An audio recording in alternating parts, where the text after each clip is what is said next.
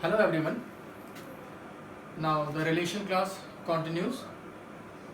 I think last class, and we will do some questions based on relations. So I have written here 3 questions. First of all, we will solve these 3 questions. For these three questions, the set is same. Relation on a set, the set is same. Set is real number. Set of real numbers are, capital R is the set of real numbers, and 3 different questions, R1, R2, R3. First of all, we will do this question. R1 is a relation on the set of real numbers. Question is set of points A, B such that A is less than equal to B. इसमें we need to prove that it is reflexive and transitive but not symmetric. ये prove करना है. एक बात बहुत important जो पहले ही बताई थी, earlier it was discussed that whenever we need to prove that the given thing is not symmetric or not transitive, not के case में we need to give the examples. And in case of proving symmetric, that means we have to do the general part. General, we have to prove general. But if it is not symmetric or not transitive, not reflexive, then we have to give the example. I am coming here. First of all, reflexive.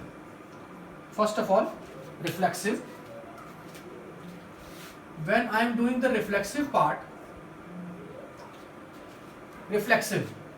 तो A is less than equals to B. I need to check A, A.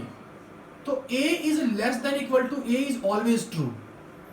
A is less than equals to A is always true because less than equals to means less than or equal to.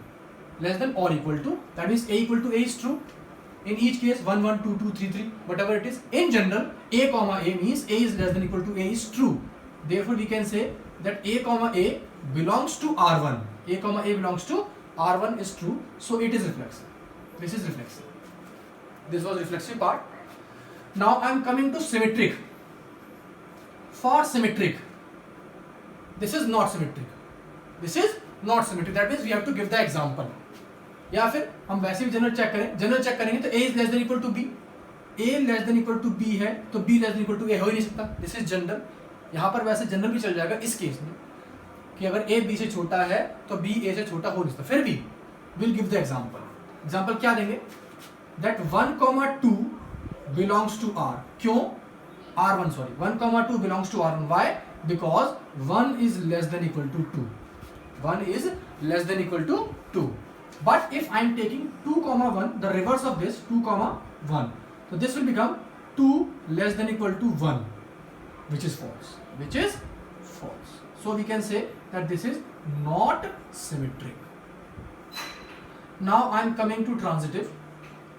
This is transitive. Transitive means we need to prove is general proof, not by example. किसी चीज को prove करने में example नहीं चलता. अगर कोई चीज नहीं है, only then example will work. So transitive में what I am doing, take A, B belongs to R1 as well as B, C belongs to R1. This implies A is less than equal to B. This implies B is less than equal to C. A B से छोटा है and B is less than C. The whole thing implies that A is less than equal to C. This implies that A, C belongs to R1. That means AB belongs to R, BC belongs to R1. AB belongs to R1, BC belongs to R1. AC belongs to R1. That means this is transitive. Reflexive है, symmetric नहीं है, transitive. This was all about question number 1. Now I am coming to question number 2. The question number 2 is set of points A, B such that A is less than equals to B square. Neither reflexive, nor symmetric, nor transitive. That means अगर मैं इसकी बात करूँ तो ये equivalence relation नहीं है, because कोई भी अगर नहीं होगा तो equivalence नहीं होगा. This is not equivalence.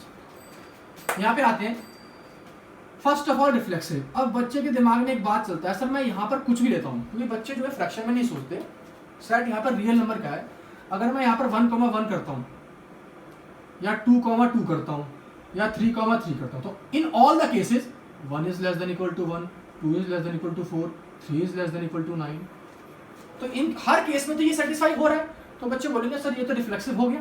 This is reflexive. 4, 4 ले लो, 5, 5 ले लो. बट बेटा the set is real number. कोई चीज अगर फॉल्स होती है, कोई चीज रिफ्लेक्सिव नहीं है. अगर मैंने if I searched one example, अगर मैंने एक एग्जांपल भी ऐसा ढूंढ लिया जिस पर ये रिफ्लेक्सिव वाली कंडीशन वायलेट हो रही है, टूट रही है, प्रॉपर्टी सेटिस्फाई नहीं हो रही है, that means it is not reflexive. अभी तुम ढूंढने वाली ढूंढ रहे हो, तुम 50 ढूंढ लो, तुम 100 ढूंढ लो, तुमने 100 पॉइंट्स ढूंढ लिए, 100 ऐसे एग्जांपल देखिए जिस पर रिफ्लेक्सिव है। अगर मैंने एक एग्जांपल पे ऐसा दे दिया कि रिफ्लेक्सिव वो नहीं है, तो वो रिलेशन रिफ्लेक्सिव नहीं होगा। तो आई am taking the main example that is 1/2, 1/2, a, I have to take a, so I am taking 1/2, 1/2, 1/2 less than equal to 1/4, a less than equal to b square, a less than equal to b square। अब ये 1/2 होता है 0.5, ये होता है 0.25। अब ये इस पे लेस का sign, this is false, this is false. False का मतलब this is not reflexive. I have given the example, क्या 1/2, 1/2 does not belong to R, as 1/2 not less than equal to 1/4। अब यहाँ फॉल्स हो जाती है, लिख दिया तो not reflexive. Now I am coming to symmetric. Symmetric में भी एग्जांपल लेते हैं, ये सेम ही वर्क कर जाएगा, इसलिए 3 क्वेश्चंस मैं साथ साथ करा रहा हूं ताकि तुम्हें एग्जांपल्स लर्न भी हो जाए। ये तीनों क्वेश्चन बहुत स्टैंडर्ड क्वेश्चन है, एनसीईआरटी में भी है, आरडी शर्मा में भी है, आरएस अग्रवाल में भी है, एमएल अग्रवाल, सब में you will get these 3 question in all the books, very standard questions. Symmetric में what I am doing, I am taking a, b as 1, 2। First of all I have to take an element which is belonging to R, तब उसका reverse check करेंगे। a, b होना चाहिए, first of all लिख देते हैं। क्या check करते हैं इसमें, हम इसमें चेक करते हैं कि a, b belongs to R should imply b, a belong to R, ये होता है सिमेट्रिक। तो हमने लिया 1, 2 belongs to R, उसको चेक भी किया है कि नहीं है, ये हो गया 1 less than equal to 4, this is true. जब मैंने इसको 2, 1 कर दिया, 1, belongs to R है, but 2, 1 does not belong to R, क्यों? Because 2 less than equal to 1 is not there, because 2 not less than equal to 1, but this does not belongs to R as 2 not less than equal to 1, 2 तो 1 से बड़ा हो गया ना, that means this is not symmetric, this is not symmetric। now I am coming last, that is transitive relation। transitive relation में होती है problem, examples देने हैं, एग्जांपल में बच्चे बहुत सोचते हैं कि वो एग्जांपल क्या दे, पहले तो लिख देते हैं, क्या लिखते हैं, a, b R को बिलोंग करना चाहिए, b, c भी R को बिलोंग करना चाहिए, उसके बाद a, c की कंडीशन चेक करेंगे, अगर ऐसा होगा only then it will be transitive, this is the definition of transitive. यहां पर थोड़ी प्रॉब्लम है, a, b, c, ये 3 नंबर लेने पड़ेंगे आपको ऐसे, जिसमें a भी R को बिलोंग करे, b c R को बिलोंग करे और a c R को बिलोंग ना करे। मुझे प्रूव करना है नॉट ट्रांजिटिव, ए भी बिलोंग करे, बी सी बिलोंग करे। अब इसमें होता क्या है, बच्चे जब एग्जांपल लेते हैं खुद से जब सोचते हैं तो क्या गलती करते हैं, पहले वो बड़ी मुश्किल से ए बी सोचते हैं कि जो आर को बिलोंग करवाए, चलो लिख दिया वो आर को बिलोंग करेगा, फिर उस बी को सेम रख के सोचते हैं सी रोक के, फिर A B belongs to R लिया, फिर सी सोचेंगे कि बी सी भी आर को बिलोंग कर गया। बड़ी मुश्किल से बच्चों ने ये 2 एग्जाम्पल सोची, सोचने के बाद फिर जब एसी की बारी आई, पता चला उस एसी ने इस कंडीशन को सेटिस्फाई कर दिया। अगर सेटिस्फाई कर दिया मतलब आपने वो एग्जांपल दे दिया जिसमें ये ट्रांजिटिव बन रहा है, आपने बड़ी मुश्किल से ए बी सोचा, तो चलो एक एलिमेंट तो सोच ही सकते हो, फिर आपने उस बी को सेम रख के बड़ी मुश्किल से बी सी सोचा इस कंडीशन को सेटिस्फाई करने वाला, गुड। लेकिन जब आपका उसमें एसी का टर्न आया तो एसी जो बना that is satisfying this condition, that means AC भी आर को बिलोंग करेगा, ठीक है। तो इस केस में इसलिए हमेशा मैं बच्चों को सजेस्ट करता हूं in these 2 examples at least learn the transitive example, learn कर लो, क्यों? टाइम बचेगा एग्जाम टाइम में you will save some time. ये तीनों ही बहुत स्टैंडर्ड क्वेश्चन है, ठीक है। वैसे इसके बहुत सारे एग्जांपल्स बनेंगे, जैसे कि अब अच्छा अगर बनाना भी है, सपोज करो अगर तुम्हें बनाना भी है, नहीं सर हमें बनाना है, तो बनाने का भी तरीका है, अगर मान लो नहीं आती है ठीक है मत करो, बनाना भी है तो बनाने का तरीका, ए भी मत सोचो, पहले एसी सोचो, ऐसा एक एसी सोचो जो आर को बिलोंग ना करता हो। यहाँ पर दिख रहा है 2,1 लिया है मैंने और एक एग्जाम्पल अच्छा कर लिया, पुराना केस है 2,1, तो मैंने एसी को 2,1 कर दिया, मुझे पता है 2,1 आर को बिलोंग नहीं करता, इसका मतलब वो जो ए बी सी थे उसमें से मुझे ए का और सी का पता लग गया, वो जो ए बी सी थे उसमें से मुझे ए का और सी का पता लग गया, तो मेन बात पता लग गई, ए का और सी का मुझे पता लग गया। अब जब मैं बी पे आऊंगा तो बी को दिखना, पहले तो मैं लिख लूंगा 2, समथिंग, ये ए है ये सी है, 2, समथिंग मुझे नहीं पता, ठीक है, 2, समथिंग, फिर वो समथिंग जो है 1, अभी फिलहाल मैंने इस 2, 1 को रब कर दिया, मेरे माइंड में 2, बिलोंग नहीं कर रहा है। ए बी बी सी, अब मुझे बी को फिट करना है, तो बी को फटाफट फिट करते हैं। देखो 2 यहां पर एक ना नेगेटिव टर्म लेते हैं, सपोज 2 - 3, तो यहां से बनेगा 2 - 3 बिलोंग्स टू आर। क्यों? Because 2 is less than equal to 9 is true. अब क्योंकि ये बी रखा है तो इस बी को मुझे यहां फिक्स करना पड़ेगा, यहां कर दिया बी फिक्स, क्योंकि ये नेगेटिव है तो इस स्क्वायर तो इसका होना है ना, तो -3 जो है वो लेस देन इक्वल टू 1 हो गया। a less than equal to B square, a less than equal to B square, ये भी ट्रू है ये भी ट्रू है। इसका मतलब 2, -3 belongs to R, -3, 1 belongs to are.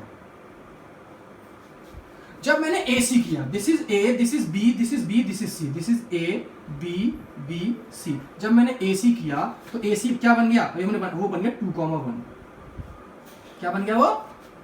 But 2, 1 does not belong to R. हमने पहले चेक कर रखा है क्योंकि 2 not less than equal to 1। तो जब भी एग्जांपल सोचना है पहले AC सोच लो, क्योंकि जब AC सोच लिया तो मैं सिर्फ B ढूंढना है।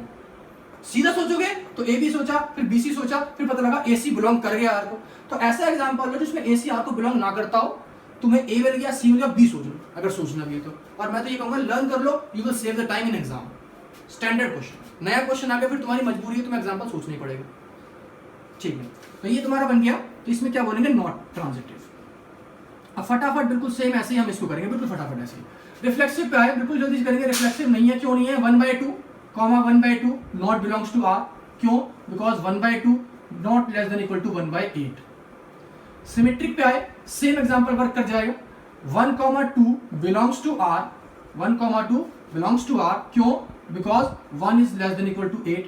लेकिन जैसे ही ये 2,8 1 हो गया, 1,2 b क्यूब, तो 1 लेस देन इक्वल टू 8, 2 1 आया तो ये बन गया 2 less than equal to 1 is not true. 2 not less than equal to 1, this belongs to R, but 2,1 does not belong to R3। करो यहाँ पे हर जगह ये है R2, यहाँ पे हर जगह R2 करो, R2 R2 R2 R2 R2 R2।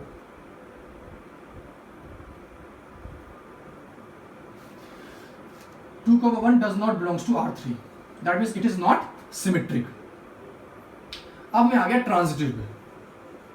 Transitive फिर से वही करना है, एग्जांपल सोचना है। तो ए बी सी सोचेंगे बेटा। पहले तो मैं एग्जांपल ऐसा सोचूंगा कि जो बिलोंग ना करता हो, ठीक है। तो मैंने बड़ा नंबर ले लिया, डिफरेंस ज्यादा करके 10 2 कर लिया। अब 10 2 करने पर क्या क्यों किया 10 2? क्योंकि 10 है, अगर मैं इसको 3 करता तो 3 का क्यूब 27 वो कंडीशन को सेटिस्फाई कर देता। मैंने 10 के साथ 2 लिया क्योंकि 10 लेस देन इक्वल टू 8 अगर मैं ऐसा देखता हूं इसी कंडीशन से, वो फॉल्स है। 10 less than equal to 2 cube is 10 less than equals to 8, ये फॉल्स है। तो अब मुझे ए बी सी में 10 मिल गया, 10 कॉमा समथिंग लेना है और समथिंग कॉमा 2 लेना है, ए कॉमा बी, बी कॉमा सी। अब मुझे बी डालना है बस। तो 10 के साथ मैं कुछ भी लूंगा तो 10 लेस देन इक्वल टू, मान लो मैंने इसको 3 भी कर दिया, सपोज करो मैंने 3 कर दिया, तो 10 लेस देन इक्वल 27 हो जाएगा, ट्रू है। फिर मुझे यहाँ 3 करना पड़ेगा, 3 लेस देन इक्वल टू 8, बिल्कुल ठीक, कुछ भी डाल दो यहाँ पर, तुम्हारी मर्जी है। मैंने यहाँ पर 10,3 कर दिया सपोज करो, तो क्या हो गया 10 less than equal to 27, this is true. a less than equal to b cube, this is true. तो 10,3 belongs to r, 10,3 belongs to R3, comma मेरे को यहाँ पर ये 3 को लिखना है, b को सेम रखना है, कॉमा ये 2 वाला यहाँ आना चाहिए, this belongs to R3, this belongs to R3। ये क्यों कर रहा है? क्योंकि 3 लेस देन इक्वल टू 8, ये भी ट्रू है। But 10,2 does not belong to R3, but 10,2 जो मेरा मिल रहा है मुझे, but 10,2 does not belongs to R3, this is belonging to R3, this is, but this is. So this बहुत अच्छे एग्जांपल, बहुत समझाने के लिए भी कि कोई चीज नहीं है तो कैसे प्रूव करना है, सिमेट्रिक में ट्रांजिटिव में कैसे एग्जांपल देने, ये पूरा है। 3 क्वेश्चन एक साथ of the same type. So I am rubbing this. I will take one more example, then the chapter will be finished. अब जो next example ले रहा हूं, that is also of different type. That is also of different type. अब यहाँ पर समझने वाली बात ये है कि आपने सीखा है relation. You have learned about relation on A. ये क्या है? Set. आपने ये पढ़ा है, क्या पढ़ा है? रिफ्लेक्सिव क्या होता है? A, A should belong to R. Symmetric क्या होता है? A, B belongs to R should imply B, A belong to R. और आपने ट्रांजिटिव क्या पढ़ा है कि अगर A, B belong to R है, साथ साथ B, C belong to R है, तो this should imply A, C belongs to R.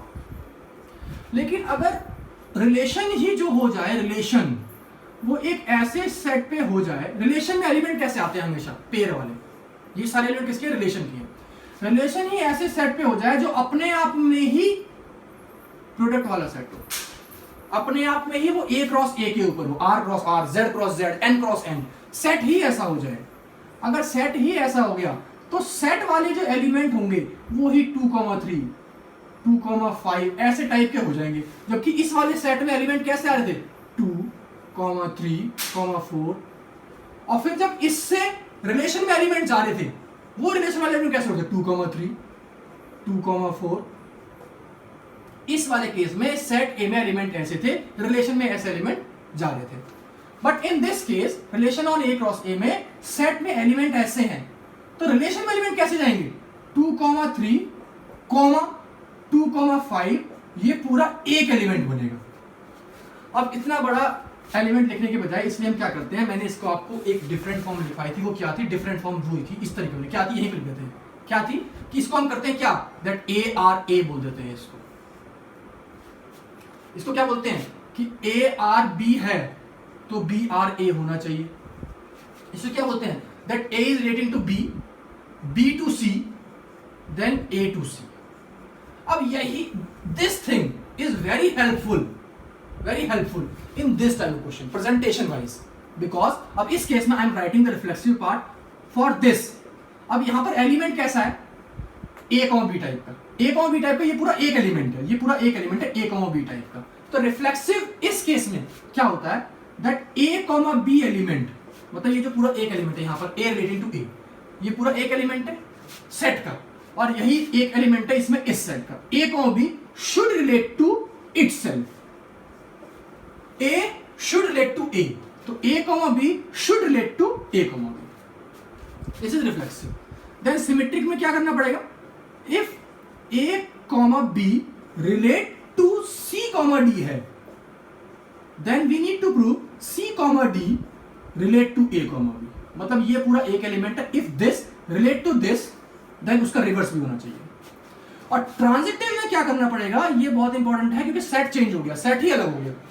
Transitive क्या हो जाएगा? A, B relate to C, D, साथ ही ये पूरा एक एलिमेंट है। A relate to B, then B क्या है यहां पर? C, D, C, D relate to E, F, then this thing should imply this and this, then this thing should imply that A, B, this A, B should relate to the last one, that is E, F। यहां पर क्या हो गया? ये element और ये element same हो गए। A relate to B and B relate to C, then A should relate to C।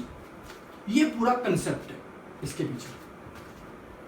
क्यों करवाया? Because I am doing one question of this type, that's why I have given the concept for this particular question. Now the question is, I am taking a set as Z cross Z, R on this, R on Z cross Z, such that, अब इसमें question भी इसी form में मिलता है हमेशा। Question क्या मिलेगा? That A, B relate to C, D if and only if, this is the sign of if and only if A plus D equal to B plus C, A plus D equal to B plus C। This is the question where A, B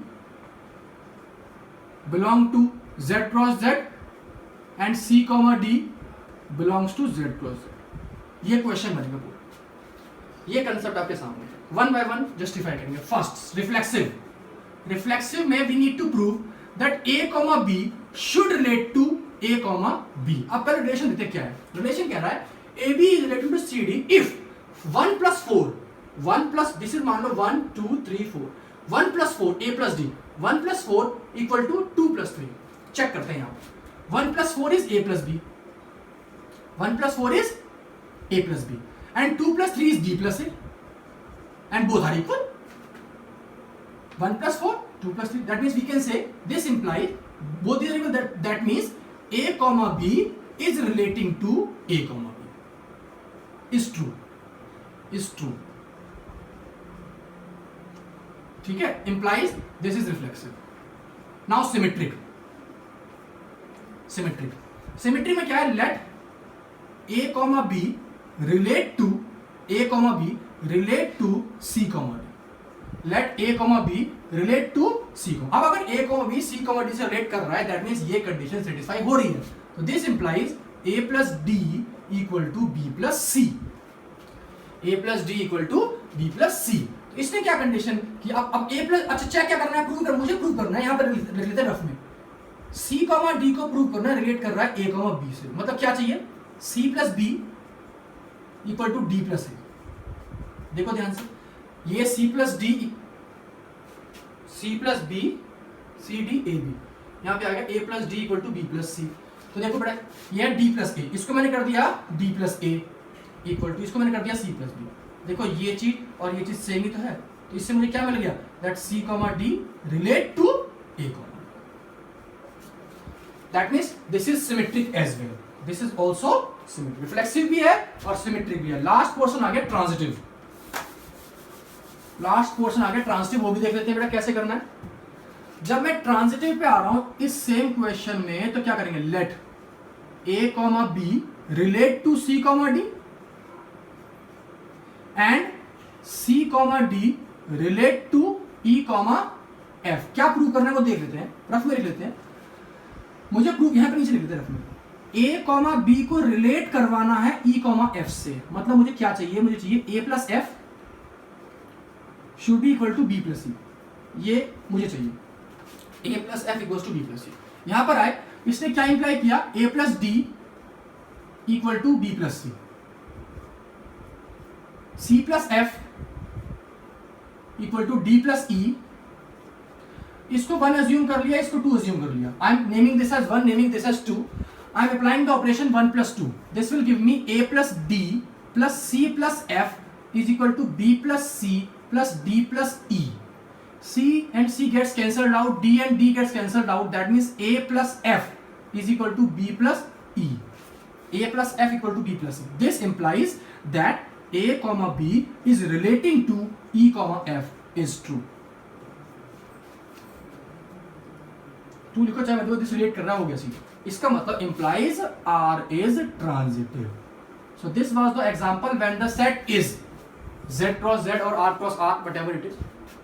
So this was the question. So I think we have discussed lots of questions of relations. Now in the next class I will start with new topic, that is functions, and then the questions. So the topic is finished, relations, first topic of class 12th. Thank you.